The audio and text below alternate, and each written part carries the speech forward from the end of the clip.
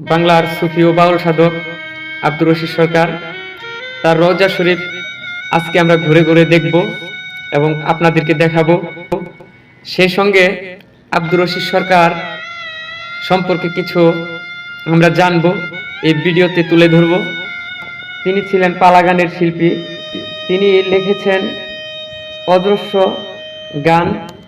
তার গানে ফুটে উঠেছে নবী রাসূল, ওলিয়া উলিয়া, পিতা মাতা, দেশ এবং আহলে বায়াতের কথা, তরিকতের কথা।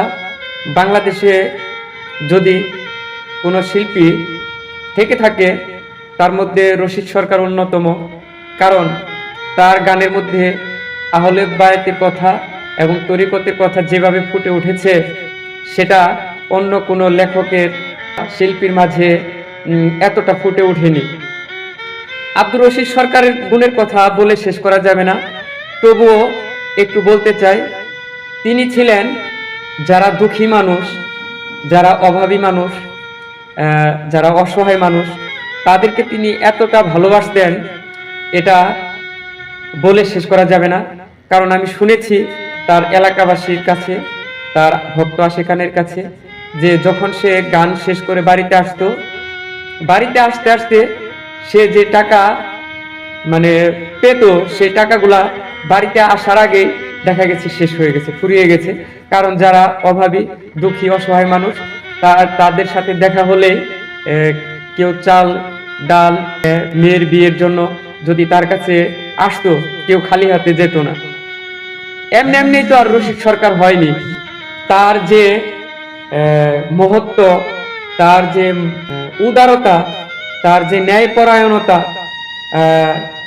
এবং কি তিনি কখনো ভোগ বিলাসিতায় বসবাস করতেন না। তিনি কখনো খাটে ঘুমাতেন না। দেখা গেছে সে ফ্লোরে, গাছের তলায়, মাঠে সে ঘুমাতো। সে কিন্তু কখনো মানুষ আরামের জন্য মশারি টানাইতো, সে মশারি ছাড়াই ঘুম আসতো।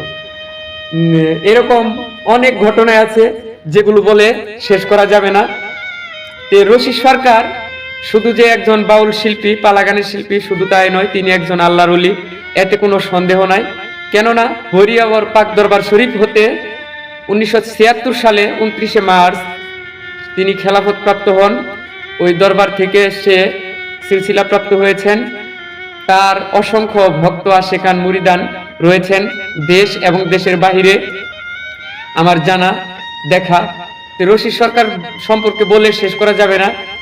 এক কথায় বলতে চাই, বাংলার বুকে, বাংলার জমিনে রশিদ সরকার একজনই, তার কোনো তুলনা হয় না। ধন্যবাদ সকলকে।